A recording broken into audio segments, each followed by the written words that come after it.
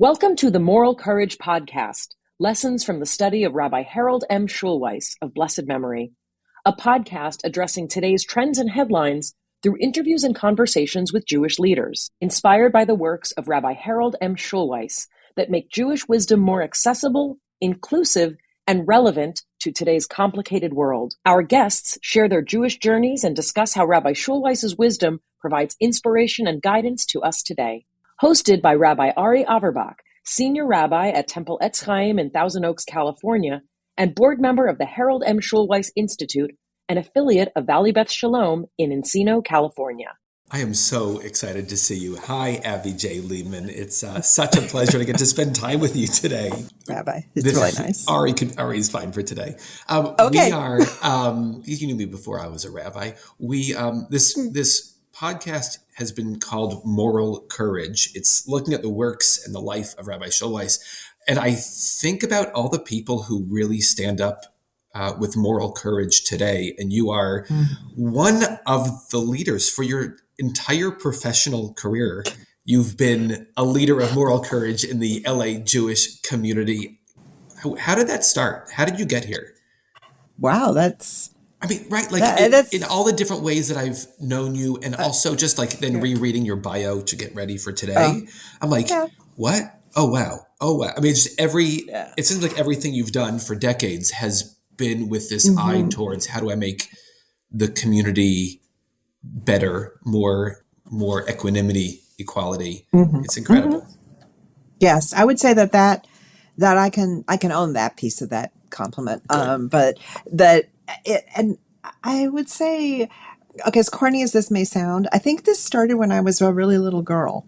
I can remember thinking that, and this may have come about as I became aware of my mortality and infinity and things like that, because the idea that I wouldn't go on and be in the world forever, had that child development freak out attached to it, I'm sure. But also, I realized that I had limited time in the world, and the time I spent in the world needed to matter. It needed to matter that I was here. I needed to make some kind of impact on the world for good, in a good way. And I think that sort of set me on a path of feeling as if I had to find a way through to understanding who I was, and then understanding what I thought of as a better world. And some of the issues I've worked on speak to me in a really personal way, and some of them speak to me more in a heartfelt, intellectual way of understanding the need and understanding the circumstances, and that those are not immutable, that they can be changed. And working for that change is really a touchstone of my entire professional life. These are huge issues, right? Right now you're at MAZON, a Jewish response to hunger in America and Israel, which is not collecting food, which is also an admirable task. It is changing policy, sometimes working with local, state, national governments that don't align with you. You were before with Jewish World Watch, which is about trying to stop a genocide 10,000 miles away that, you've these huge projects. What was the first job, internship, something that led you on that? Oh, okay. So I started my career in legal services. And I worked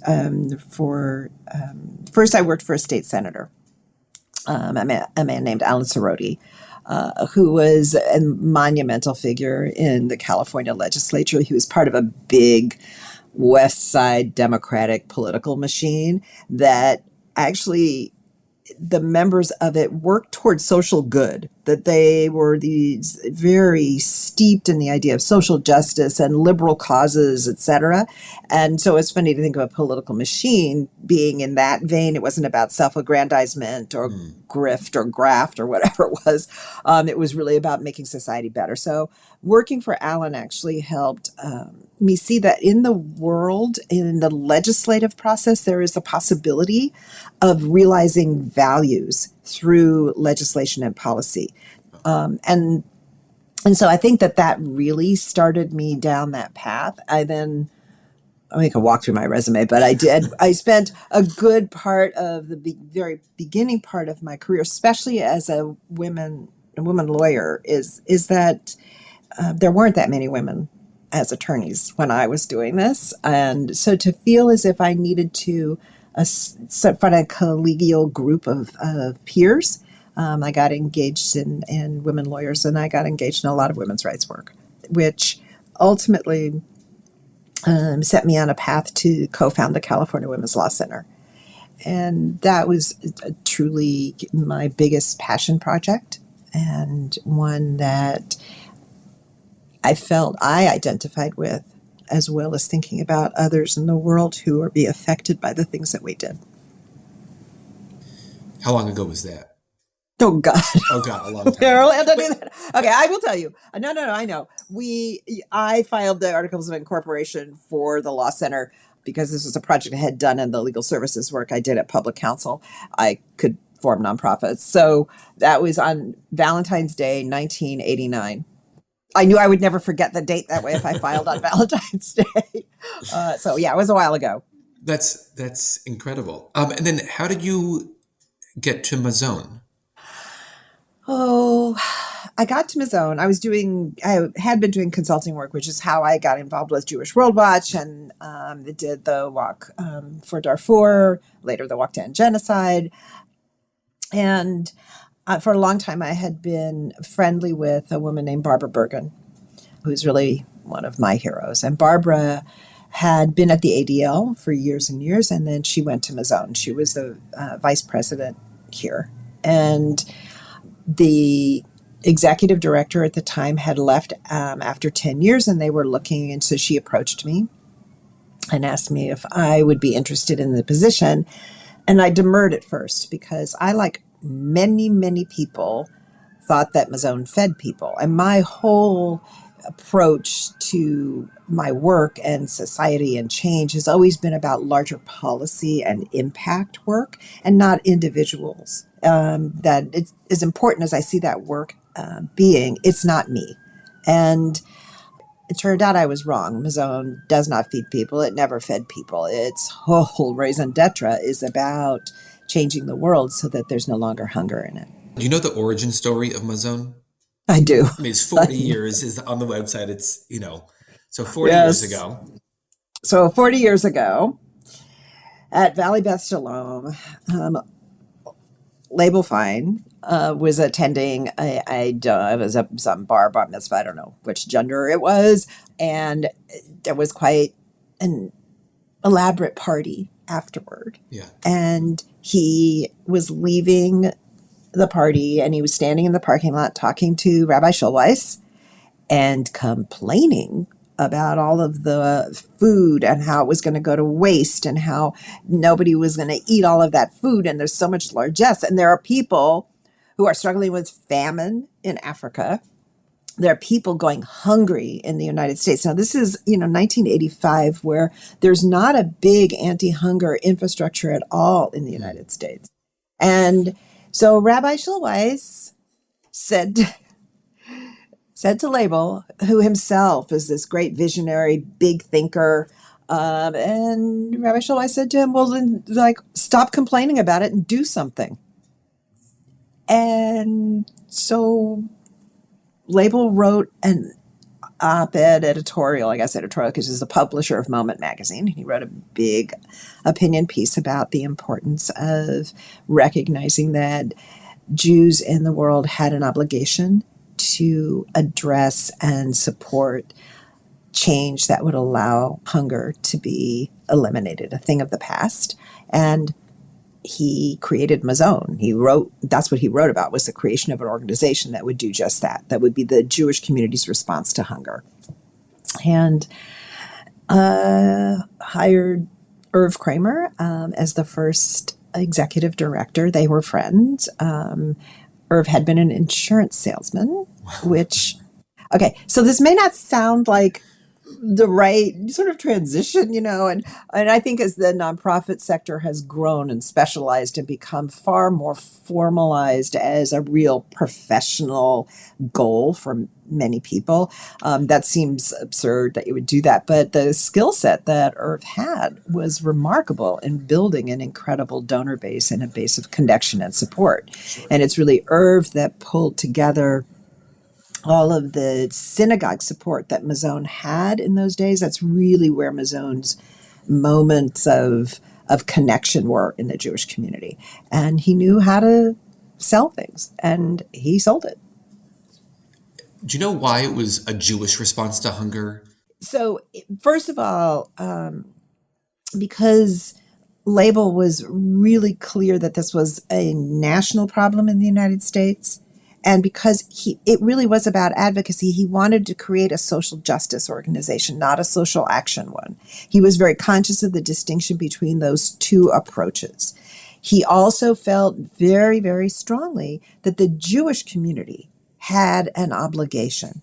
They needed to be a part of the larger world, that it really isn't enough to be inwardly focused, to care only for Jews, that Jews have an obligation to be about others. And, there's all kinds of parts of our liturgy that tell us this, but this is very much in keeping with what I've always thought of Rabbi Schulweis's priorities, right? Which is that we as a people have experienced so much in the thousands of years of our existence that we know and understand what the world's problems, their troubles are. And we have seen and know how it is they need to be addressed. And we can't hide from that. We have an obligation that puts on us a responsibility that we, whatever others may also have, we as the Jewish community have to embrace. I mean, it seems the central question of Judaism, of the Torah, seems to be you were, whatever the word is, we often say enslaved, but you were othered in Egypt. You were oppressed in Egypt. And then 36 times is what they tell us. It says in the Torah, don't do that to other people. And so if we were oppressed, how do you make sure that others aren't living in oppression? If you were held down, if you were starved, if you were othered, how do you make sure that that everybody else isn't feeling the same thing? Right. But I also may push back a little bit, Ari, and say that if what the obligation there is that we shouldn't do that to others, you have moved to a place of, and by that we mean, it's not good enough for you individually to say, well, I would never do that. You have to watch out to make certain no one else does it. That is a part of what that means. Because that's what I believe. It's really hard, right? Yes. How do you go to work going, we have a national and international conversation to have. How are the offices set up? How is it going that you can have this from a parking lot in Encino turns into an international organization? How do you tackle that? Well, I didn't have to because I haven't been here all those 40 years. Oh, sure. So, I think what you do, I mean, when I think about the work I did at the Women's Law Center, for example, which is in some ways it's the same thing when you start an organization from scratch and you almost have the hubris of saying, we feel we can do something here. And you take it one small step at a time. If you were to say, after that Moment magazine editorial, that our vision is that we will have multiple offices and be addressing hunger policy in both Israel and the United States, and we will be a force to be reckoned with. That's a vision, but it's also a very difficult moonshot at the time when you're first just starting and you have nothing. So you set smaller goals, I think. And I do believe that the way in which Mazon was originally structured reflected some of the recognition of its own limitations as a small and emerging organization. And that's what all the partnership grants that we give were always all about. They were about extending the impact and the reach of Mazon and its philosophy, and understanding that building an anti-hunger infrastructure in the United States in particular was a vital priority in order to realize what had been rhetorical expressions of the need to end hunger in America that started probably as soon as the United States started, but definitely were a big part of our government's thinking in the Great Depression. So we just didn't have a system that delivered that until more recent iterations of that philosophy. And that's where Mazon came in, was to build and say that there has to be a network, a connectivity, a collaboration, a sense of a shared goal among those who would see the end of hunger in America. I one time did research, and this is years ago when I was at Valley Beth Shalom as an intern there, I believe. I did this research into how much food are we producing and how much food gets thrown away and whatever. And it's something like we, at the time, this is 10 years ago, 12 years ago, we were producing enough food to feed 11 billion people. In a world with 8 billion people, which means we're producing food for 3 billion extra people. And we have, maybe you know the statistic, it's like 1 billion people who are starving. You go, there's enough food, there's enough resources, we're growing enough. It's just not being allocated. Well, hunger. Yes, no, there's nothing wrong with what you've just said. I would say, what I was going to say is, what you were probably reading in my face here, is that hunger is actually a matter of political will.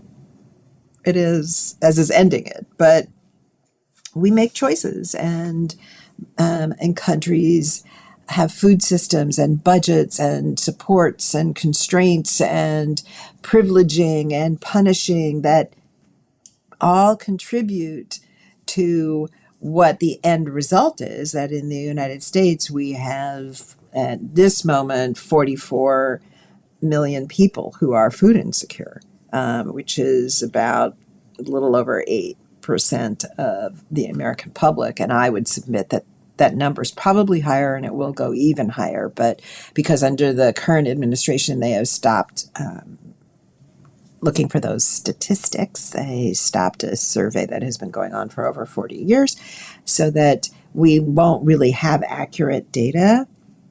But some of that is because there are pressures now that are driving more people into food insecurity. So we could end it.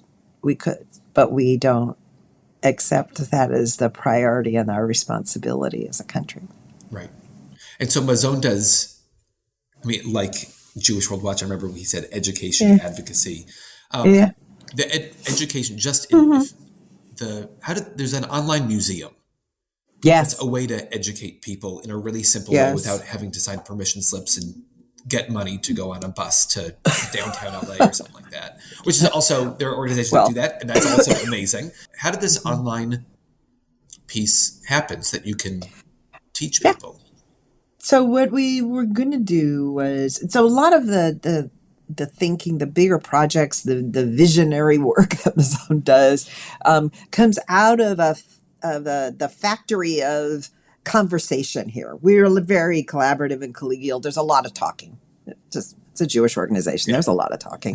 And we had been thinking about doing a timeline that demonstrated the history of hunger in America, specifically thinking through the fact that we actually almost ended hunger in the United States in the 1960s, 1970s, right? And we got hunger down to about 3%, which is as low as it's ever probably going to be, because the notion of, quote, ending, quote, hunger is that it gets very low, because there will always be people who end up struggling, always, whether it's because they've aged into poverty, or they have a health crisis, or they somehow can't make ends meet in an economy that is squeezing them too hard.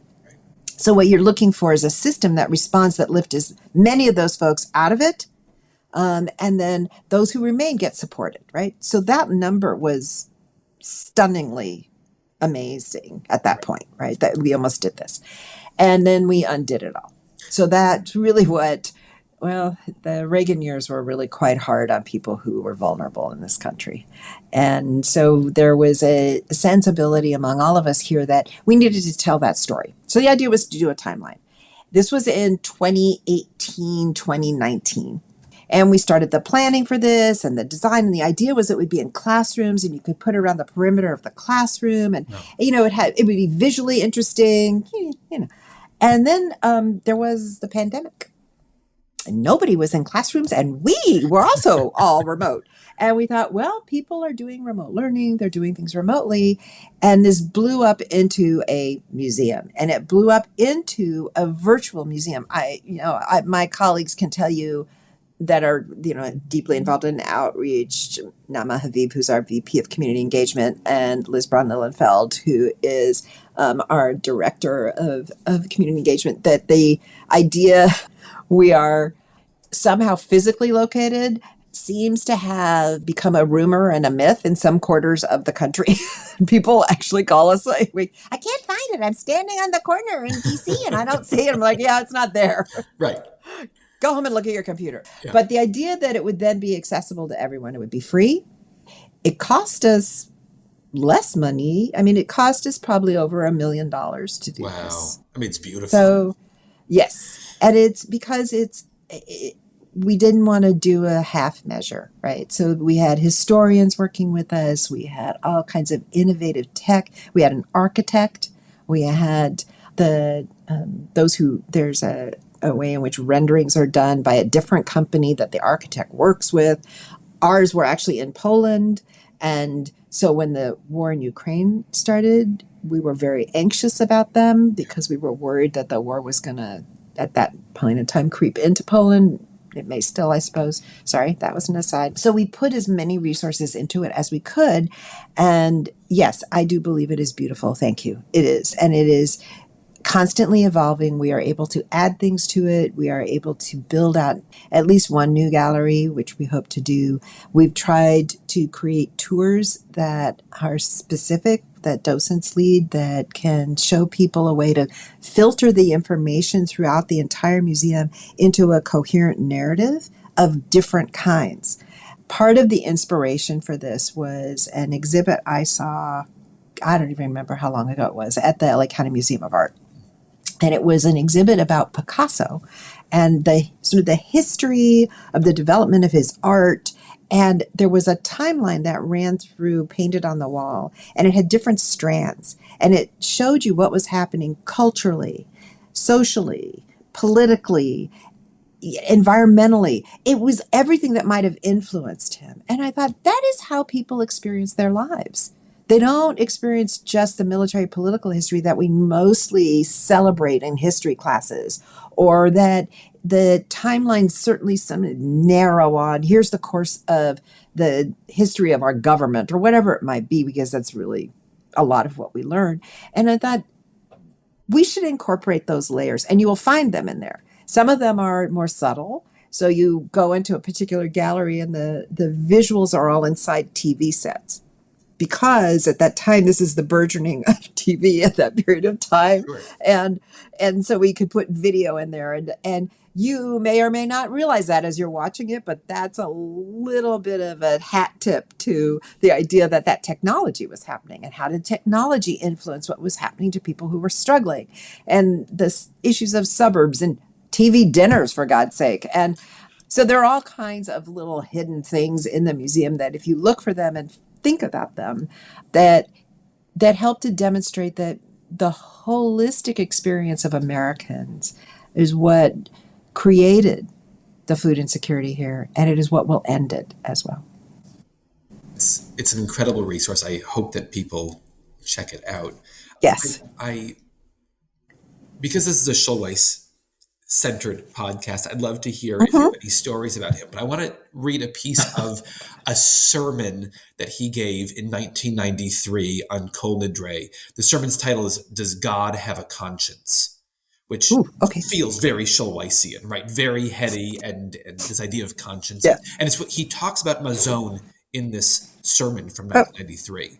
And here's the ending of it after he's talked about Mazon, how Mazon is working it's a Jewish response to hunger, working in many non-Jewish areas, not because we need Jewish support there, but because the world needs this. And here's just kind of towards the end of the sermon. Mazon is the Jewish response to hunger. It entered into a partnership with the Sarajevo Jewish community. It provided $50,000 in food and in medicine, which was distributed to the Jewish community, which numbers no more than 1,000, and to non-Jews. With a small group of others from around the world, Mazon provided 4.5 tons of food and medical care. What have I got to do with Sarajevo, with Croats, or with Muslims, or the Jewish help in Somalia and in the Vietnamese boat people? It's a matter of conscience. Say it to your children, for God's sake, say it to them. Why do you do these things? The answer is very simple, not complicated. That's the way we are. You want a better explanation? Not a better explanation. That's the way we are. But I want you to remember one thing, that if Jewish conscience is not inborn, and it is not, it can be lost. Jewish conscience is not carried in the DNA. Jewish conscience is not automatically inherited. And therefore, the heart can be coarsened, and the Jewish heart can become thick. And the heart of my child and your child can die. And if that dies, the Jewish neshama dies. So I say to you, can you pray? Understand what you're doing. You are trying to uncover and to recover and to discover your conscience. That's your task. You are fathers and you are mothers. You are grandparents. You may not know the law. You may not know Hebrew, and you may not know all the dates of Jewish history. But you know the heart. You teach your children character. You teach them to feel the humiliation of the disenchanted. You teach them to be outraged at injustice. You teach them rachmanis, pity, compassion. That is a remarkable character of the Jewish people. By what authority do you pray? By what authority do you nullify the evil decrees of the world? By authority of the heavenly tribunal and of the court below, with divine sanction and with the sanction of this holy congregation, we declare it lawful to pray together. Pray for your conscience. He says, You may not know the law. You may not know Hebrew, and you may not know all the dates of Jewish history, but you know the heart. You teach your children character. You teach them to feel the humiliation of the disenchanted. You teach them to be outraged at injustice. You teach them rachmanis, pity, compassion. That is a remarkable character of the Jewish people. The idea that what he's trying to teach, and his whole theology, was don't expect God to be solving your problems for you. This is up to you. You see hunger in the world. What are you doing about it? You can't pray for that to be fixed. If you want God to have a conscience, you need to bring that into the world. And so with that in mind, with this heady side in mind, also you knew him through so much of your work at Valley Beth Shalom and Jewish World Watch at MAZON. We'd love to hear if you have any memories, thoughts about him. Well, okay, I have a whole lot. So I have two sort of anecdotes that come to mind that for me helped to solidify who he was in the world, and why he was an inspiration to so many people, including me. It was a privilege just to be in his presence. It was just an incredible experience to learn from him, to absorb what he felt about the world, and also like to humanize him in a way where, he really was just a person too, he just like a really good guy. Years and years ago, when I was at the Women's Law Center, I was on a panel about sexual harassment in education. And one of the other people on the panel was the man who was at that time, the head of the American Psychology Association, who was a professor at Old Miss.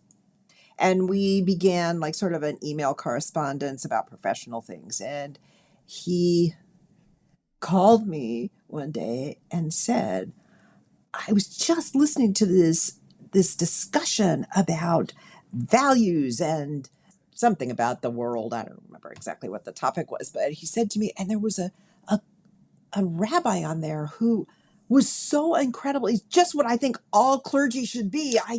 He was from Los Angeles. I can't remember his name. He spoke so eloquently and so thoughtfully and expressed so much of what is the right way to be in the world. And I said, oh, Rabbi Harold Schulweis. And he said, yes.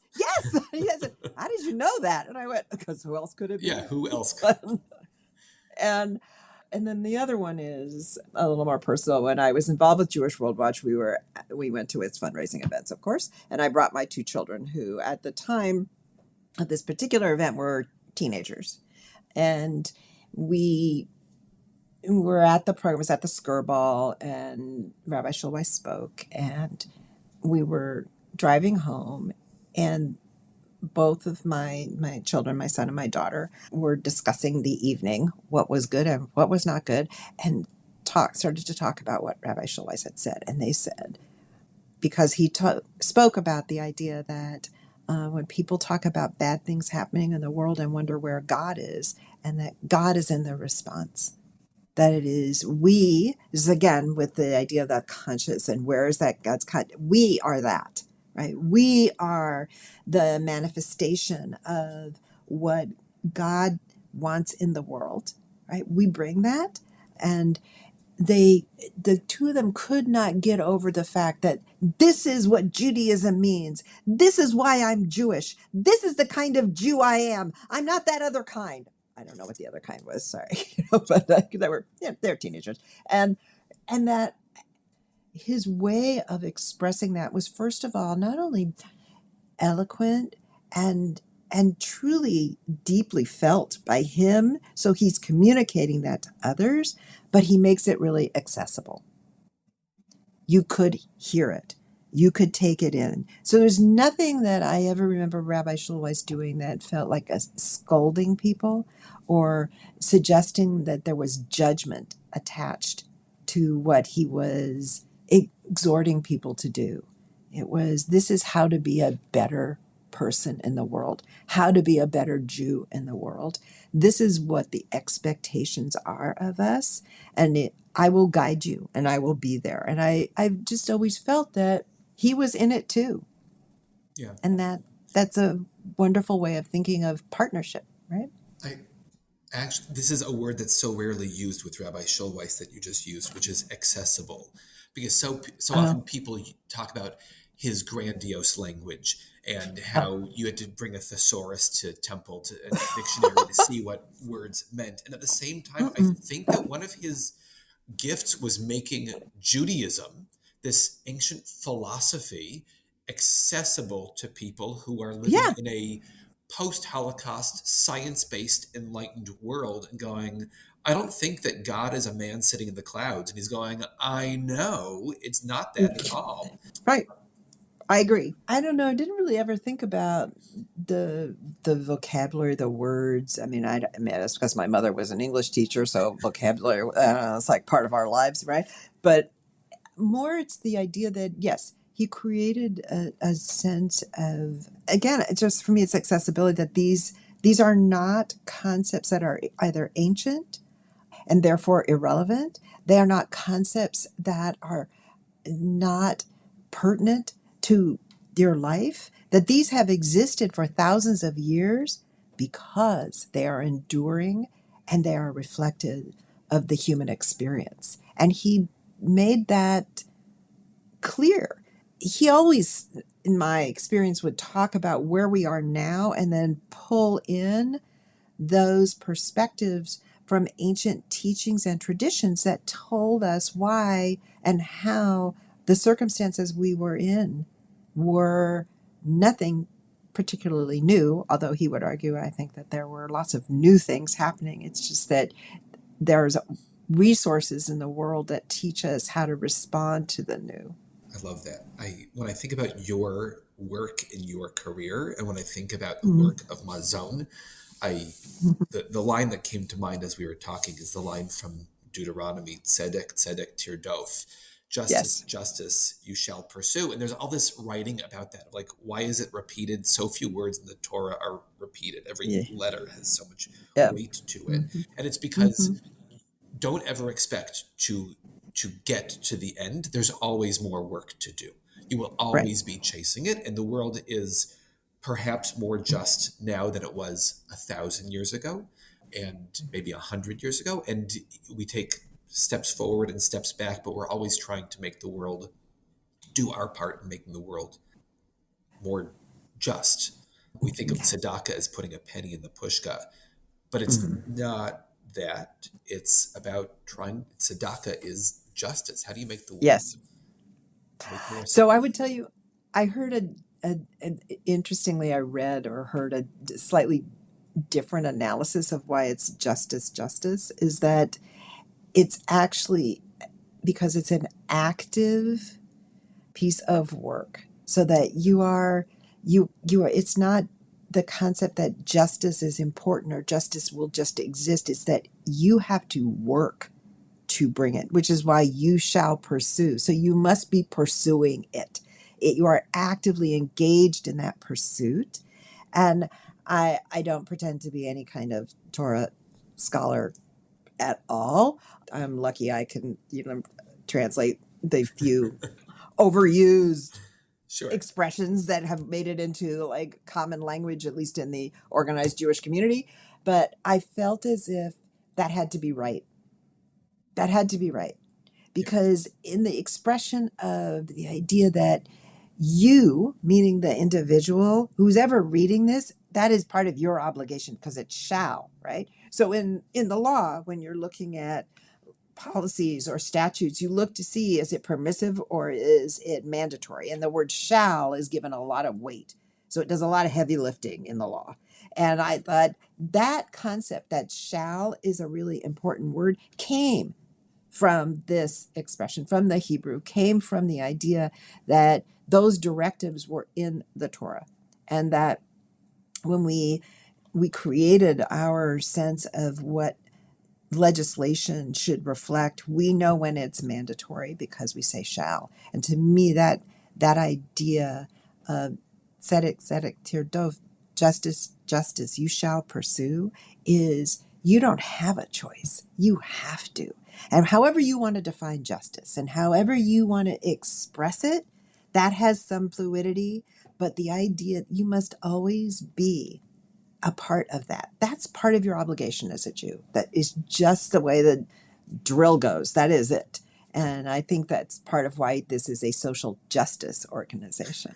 I mean, it goes back to your first point that what you felt from early on is however long you have on earth, your job is to make it better. And so however that form of justice takes shape for you, you have to fight for something. You have to stand up for something. You have to pursue something. We end with, is there a book, a prayer, a piece of Torah, something that has been playing in your mind that you've been struggling with or embracing? It's funny because I'm not really reading anything that is, I'm reading a mystery that's set in post World War I England. So kind of not really this. Yeah. I just finished a mystery book myself. It's just fun. Yeah. I love this author, which is really two authors. It's a long story.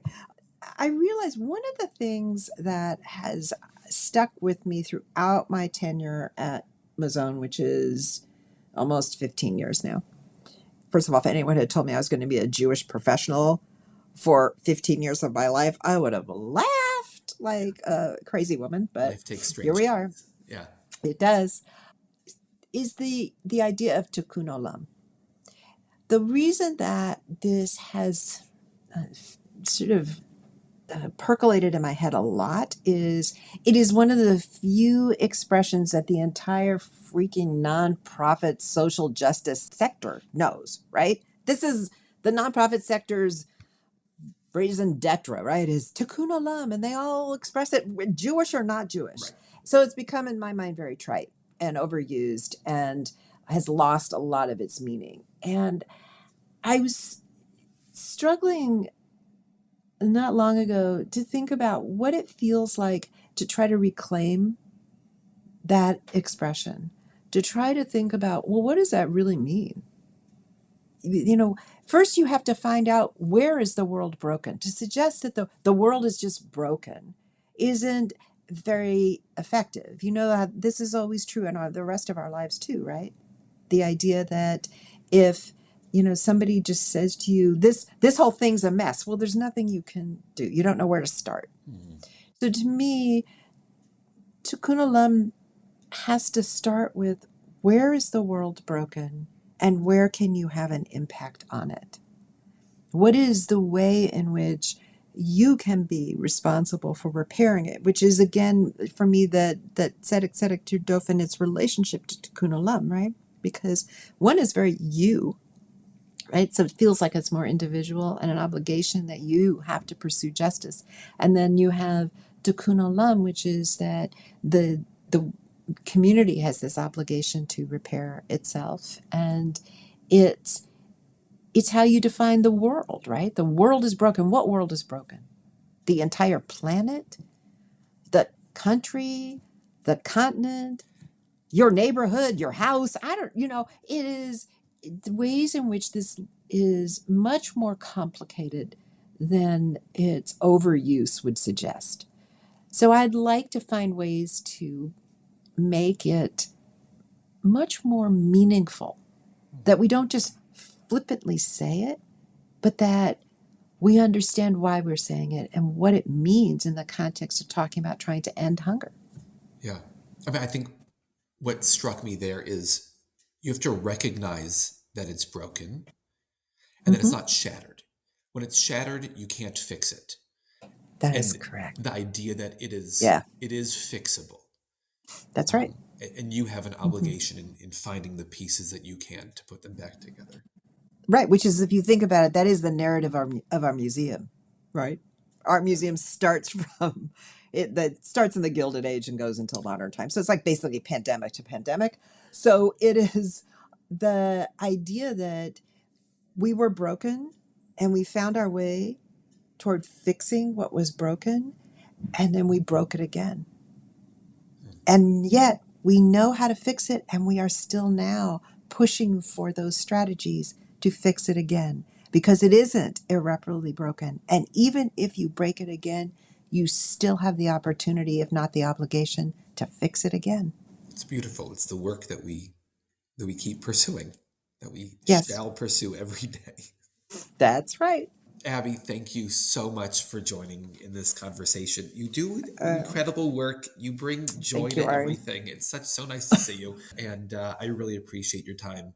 And the Schulweis stories too. It's great that he was part of somehow the origins of this that's brought so much good into the world.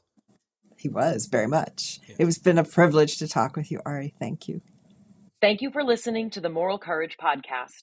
We are produced by the Harold M. Schulweis Institute at Valley Beth Shalom, which supports these podcasts in addition to educational programs within Valley Beth Shalom, the Schulweis Library, changing exhibitions at the Liner Chapel at VBS, Jewish World Watch, and the Jewish Community Children's Choir. The Moral Courage podcast is hosted by Rabbi Ari Averbach.